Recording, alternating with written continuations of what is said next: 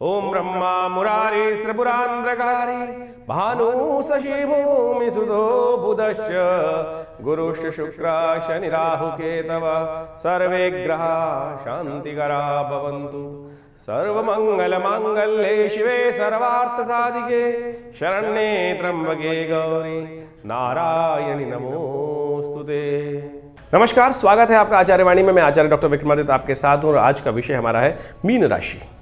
Mean राशि वालों के लिए ग्रहों का योगायोग 2025, जी हाँ 2025 जो है बहुत विशेष वर्ष है आपके लिए। तो खास तौर पर मीन राशि वालों 2025 का जो नंबर, कई लोग इस बात पे करेंगे कि खास क्यों है। जी हाँ, खास क्यों है। वैसे तो नंबर कई बार लोग न्यूमरोलॉजी से जोड़कर बहुत सारी चीज़ें उत्पन्न करने का प्रयास करते हैं। कहते हैं 2025 तो का नंबर तो 9 है, तो मीन राशि से तो कोई खास संबंध में नहीं आता। अरे ग्रहों का योगायोग यदि देखेंगे तो मीन राशि वालों के लिए वर्ष बेहद सबसे ज़्यादा कोई इंपॉर्टेंट वर्ष किसी का लिए हो सकता है तो मीन राशि वालों के लिए हो सकता है। क्यों? क्योंकि इस वर्ष वैसे सबसे बड़ी बात ये हो रही है कि इस नव ग्रह परिवर्तन की तरफ जा रहे हैं। आमतौर पे होता नहीं है कि 9 ग्रह, कुछ ना कुछ ग्रह तो वहीं रहते हैं अपनी स्थिति पे, क्योंकि हर एक का चक्र अलग अलग है। शनि महाराज जो है वो 2.5 साल में एक परिवर्तन की तरफ जाते हैं, 30 साल में पूरी वार्षिक चक्र पूरा करते हैं। राहु महाराज 1.5 साल तक कम से कम एक राशि में रुकते हैं। बृहस्पति महाराज जो हैं, अब बृहस्पति महाराज जो बड़ा खास जो आपकी राशि संबंध रखते हैं, आपकी राशि के स्वामी हैं, एक वर्ष में एक राशि पार करते हैं और 12 वर्ष में पूरा चक्र लगा लेते हैं। लेकिन इस वर्ष यदि हम 2025 के संबंध में भी समझने का प्रयास करें, जिसलिए हमने बोला कि बेहद खास आपके लिए है, इस वर्ष विशेष तौर पर राशि परिवर्तन करते करते ही 3 राशियों में परिवर्तन का योग बनेंगे।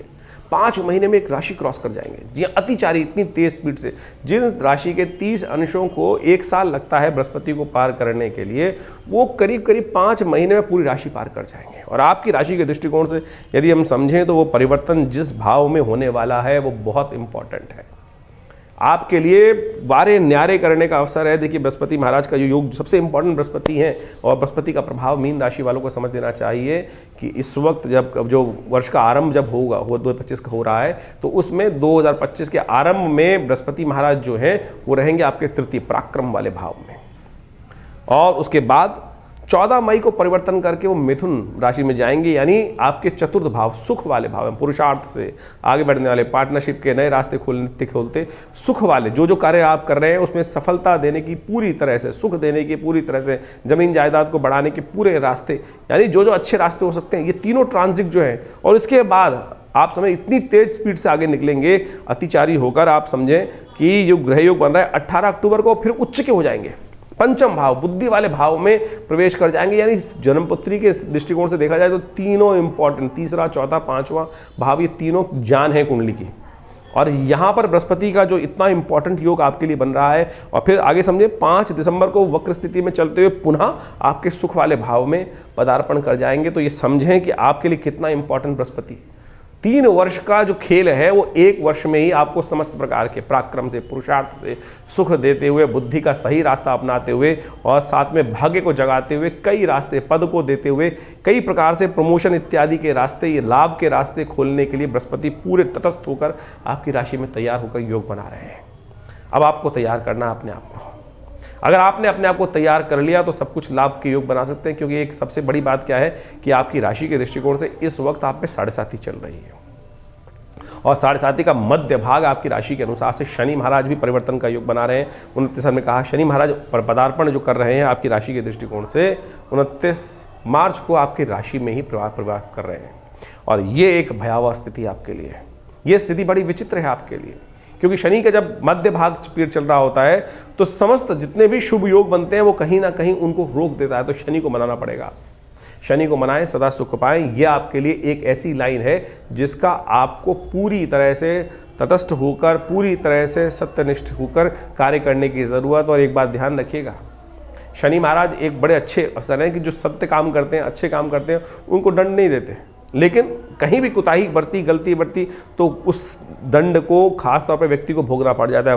पूर्व अर्जित कर्म जो है, पूर्व अर्जित जो पुण्य या पाप जो है, उसका भी प्रभाव शनि महाराज दे देते हैं। तो शनि का तो आपको खास तौर पे उपाय करने की बेहद ज़रूरत, आवश्यकता दिखाई देती है। शनि को मनाना पड़ेगा। और ऐसे में ग्रहों का परिवर्तन जो हो रहा है वो आपके लिए समझते हुए कार्य करने की ज़रूरत है। राहु महाराज अकेले वो है, वो विशेष तौर पर जब आपकी राशि के दृष्टिकोण जहाँ चल रहे थे वहाँ से पदार्पण कर जाएंगे 12वें भाव में। उससे कहीं ना कहीं आपके लिए रास्ता एक बहुत अच्छा बनेगा। लेकिन शनि का तो उपाय लगातार आपको करते रहना पड़ेगा। शनि महाराज की स्थिति ऐसी है तो आप चलते वक्त, जैसे कहा अतिचारी बृहस्पति महाराज हैं, ऐसे में बहुत तेज चल रहे हैं, बहुत तेज गति में, और शनि महाराज आपकी राशि के दृष्टिकोण से होकर आपकी राशि में ही प्रवेश कर रहे हैं, वो कई मामलों में आपको ध्यान रखना पड़ेगा। अंधकार, शनि क्या है? शनि शनि शनि शनि शनि धीरे धीरे चलने वाला ग्रह, बार बार कहीं विलंब अटकने वाला ग्रह, बार बार अड़ाने वाला ग्रह। तो यदि आपने इस चीज़ को, अच्छा बृहस्पति को अपनी ताकत दे दी, बीच में बृहस्पति जो है वो शनि से दृष्ट भी होने के योग बनाएंगे, शनि की दृष्टि भी विशेष तौर पर बृहस्पति पर पड़ती दिखाई देगी। तो ऐसे में आवश्यकता पड़ेगी ज्ञान की, ऐसे में आवश्यकता पड़ेगी सही दिशा में, ऐसे में आवश्यकता पड़ेगी पुण्यों को अर्जित करने की, सही दिशा में कार्य करने की। वैसे बृहस्पति शनि के नेगेटिव प्रभाव को भी ठीक करने के लिए आपके जिस सुख भावों में चल रहे हैं, अच्छे भावों में चल रहे हैं, उससे कहीं ना कहीं उस प्रोपेंसिटी को, जो शनि की 7.5 की प्रोपेंसिटी है, भार है, उसको कम करने का योग अवश्य बना के दे रहा है। तो ऐसे में और भी ग्रहों को यदि हम समझें तो कई, हमने कहा कि हम बहुत सारी चीज़ें, हम इस प्रेडिक्शन को हम देख रहे थे, योगा योग को देख रहे थे, तो कम से कम ऐसे अनेक परिवर्तन, हम जब इवेंट लिस्ट ऑफ इवेंट्स बना रहे थे कि इस वर्ष में क्या क्या इवेंट होने वाले हैं, तो ऐसा दिखाई दे रहा है कि बहुत सारे इवेंट्स हैं, इतने ग्रहों के योगा योग है, समसप्तक योग, षडाष्टक योग, कई प्रकार के योग बनते दिखाई दे रहे हैं। कई ग्रहों की परिस्थिति अपने आपस में युक्ति बना रहे हैं। वो सारे के सारे हम आपको समय समय बताते रहेंगे कि अब कौन से, किस प्रकार के आपको मार्ग को पकड़ने की आवश्यकता है, कौन सा खास उपाय किस प्रकार से कब कर लें, कहाँ किस मामले में विशेष तौर पर आपको सावधानी बरतनी पड़ेगी। हाँ, इस बात का जरूर ध्यान रखना है, शनि महाराज का जो परिवर्तन आपके लिए है वो कहीं ना कहीं जितने मामले में बहुत बढ़िया तरीके से बाकी ग्रहों का योग बन रहा था, वो कई मामलों में आपके लिए हिंड्रेंस उत्पन्न कर रहा है। हमने कुछ दिन पहले एक वीडियो बनाकर आपको शनि का स्तोत्र के संबंध में बताया था।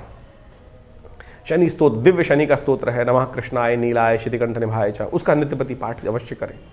शनि का उपाय आपको नित्यपति करने की ज़रूरत है, और हम समय समय पर आपकी राशि के दृष्टिकोण से ग्रहों के परिवर्तन को देखते हुए समय समय पर अनेक प्रकार के रास्ते आपके समक्ष उपस्थित करते रहेंगे। ज्योतिष एक प्रत्यक्ष बहुत बढ़िया विषय है और ऐसा चमत्कारिक विषय है जो आपके जीवन में आकुलाहट उत्पन्न करने के रास्ते बना देता है, समस्याओं को एक तरफ कर देता है और उसके बारे में ज्ञान सही दिखा देता है। विश्व के दृष्टिकोण से देखा जाए तो ये परिवर्तन जो वर्ष जो है अनेक परिवर्तनों से, अनेक विशेष तौर पर ऐसे योग बनाएगा, भूचाल इत्यादि की प्राकृतिक आपदाओं के योग बनते दिखाई दे रहे हैं। क्यों? क्योंकि ग्रहों की युति जिस प्रकार से बन रही है, ग्रहों की युति जिस प्रकार से बनती दिखाई दे रही है, वो युति कई प्रकार से विश्व को लगता दिखाई देगा कि कुछ परिवर्तन आने वाला है, शांति होने वाली है, लेकिन कई प्रकार से जो तेज गति से चलते हैं और जो असावधानी रखते हैं तेज गति के अंदर, ग्रहों के अधिचारी होने के कारण से वहाँ समस्या उत्पन्न भी साथ साथ कर देते हैं। लेकिन मीन राशि वालों को अपना सबसे, बाकी सबको छोड़ें, अपना ध्यान रखने की ज़रूरत है।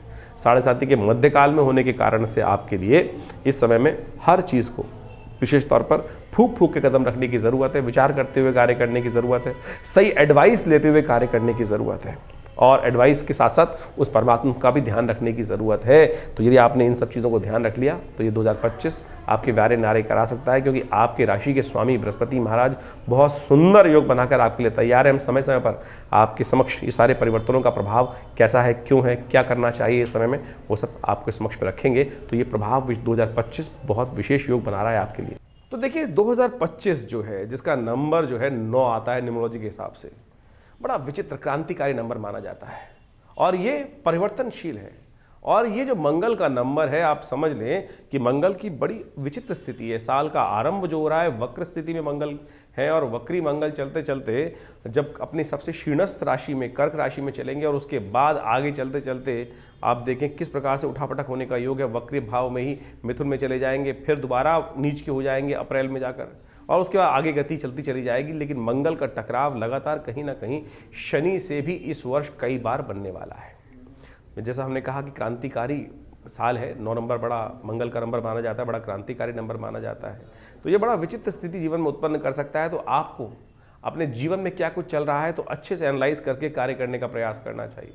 हर चीज़ को फूक फूक के कदम रखने की ज़रूरत है, इसलिए सबसे पहले अपने समय को पहचानने का प्रयास करें। देखिए समय कभी एक सा नहीं रहता, हमेशा परिवर्तनशील रहता है। जिनके भाग्य में लाभ लिखा होता है उनको भाग्य मिल जाता है, लेकिन यदि हमें भाग्य की चाल, ग्रहों की चाल पहले से पता चल जाए तो हम उसके लिए अपने आप को तैयार कर सकते हैं। कोई कष्ट आ रहा हो तो हम पहले से तैयारी कर उस समय को समझ के साथ झेल सकते हैं। जैसे पहले अगर मौसम विभाग बता देता है कि आपको आंधी आने वाला है, तूफान आने वाली है, वर्षा ज़्यादा होने वाली है या गर्मी ज़्यादा पड़ने वाली है, तो व्यक्ति उसके अनुसार से अपने आप को व्यवस्थित करने का प्रयास कर लेता है। तो उसी प्रकार से ज्योतिष की गणनाएं आपके जीवन में आने वाला समय आपके भाग्य में क्या कुछ लेकर आ रहा है, किस प्रकार से ला रहा है, वो बहुत कुछ आपको अवगत करा सकता है, अंदाज़ा लगा सकता है।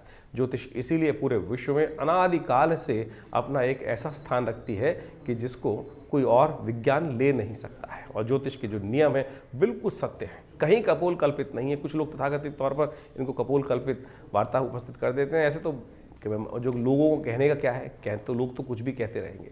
आप अपने स्वयं मति से उत्पन्न चीज़ों को देखकर, तर्क के ऊपर स्थित कर चीज़ों को समझने का प्रयास करें और जितने जीवन में जो परिस्थिति है उसका लाभ लेते हुए आगे बढ़ने का प्रयास करेंगे तो बहुत अच्छा रहेगा। 2025 का ये जो साल है ये बहुत विशेष तौर पर जैसे कहा कि बड़ा महत्वपूर्ण परिवर्तन विश्व में लाने के योग बनाएगा। कुछ विषयों में अशांति के योग भी बनते दिखाई देंगे। तो ऐसे में हमें विशेष तौर पर अपने जीवन को सही चलाने के लिए अपने समय को पहचानना चाहिए। तो इसके लिए हम चाहेंगे कि आप अपनी जन्मपत्री को अच्छे से देख लें। ये तो हम राशि के अनुसार से बताते ही हैं, आपकी नाम राशि, आपकी जन्म राशि, आपकी जन्म लग्न जो भी है उसके अनुसार से आप चीज़ों को समझ सकते हैं। लेकिन यदि आपके जीवन में ग्रहों की स्थिति को सही समझना चाहते हैं तो हमारा ये आपके लिए एक सजेशन है कि आप अपनी जन्मपत्री को अच्छे से एनालाइज कराएं और उसके बाद इन चीज़ों को समझते हुए अपने साल को शुभ करने के प्रति, अपने कार्यों को ठीक करने के प्रति कार्य करने का प्रयास करेंगे तो हमें लगता है कि अपने अपने वारे न्यारे आप करने के योग बना सकते हैं। विज्ञान का युग है, कुछ भी ऐसा नहीं है जो वैज्ञानिक हो, इसलिए ज्योतिष भी परम वैज्ञानिक है। ग्रहकाल गणनाएं पूरे विश्व में ऐसी हैं कि जिसको कोई काट नहीं सकता है।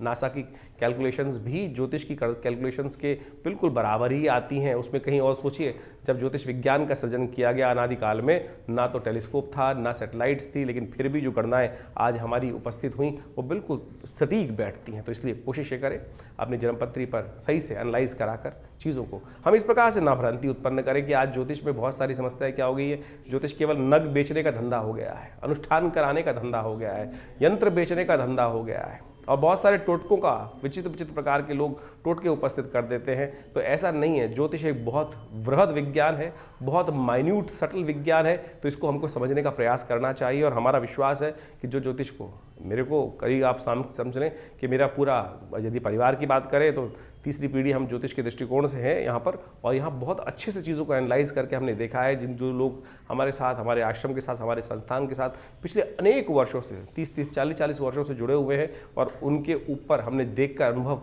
बिल्कुल प्राप्त किया कि कैसे ज्योतिष की गणनाएं बिल्कुल सटीक बैठती हैं। व्यक्ति शुरू में आरंभ में मानता नहीं है और जब वास्तविक वो घटना घट जाती है तो फिर सत्य सामने आ जाता है। तो इसलिए कोशिश ये करें, हमारे इस चैनल से आप जुड़ सकते हैं। हमारा आश्रम दिल्ली में विवेकानंद योगाश्रम है, वहाँ बहुत सारी भारतीय पराविद्याओं पर शोध लगातार चलता रहता है और नित्य प्रति आश्रम में करीब पिछले 50 सालों से 8 घंटे यज्ञ चलता है। बहुत बड़ा शोध संस्थान है, करीब 50 से ऊपर विभिन्न पुस्तकें आश्रम के द्वारा प्रकाशित की गई हैं। आप हमारे साथ जुड़े, देखिए लाभ प्राप्त होगा आपको।